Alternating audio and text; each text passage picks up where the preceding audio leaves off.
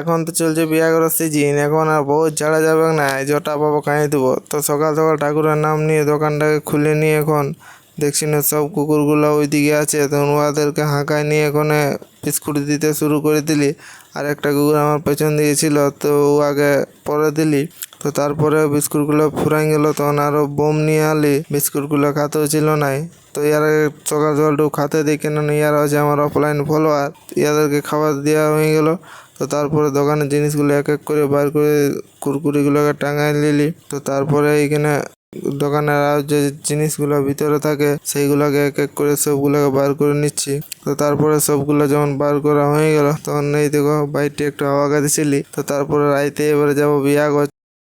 তো বিয়া ঘর এসে নিয়ে দেখছি না পুরা ডান্স শুরু হয়ে গেছে। তো তখন ভাবলি বই তো খাবো, একটু ডান্স করে লি। তো চলো এখন ডান্স করবো।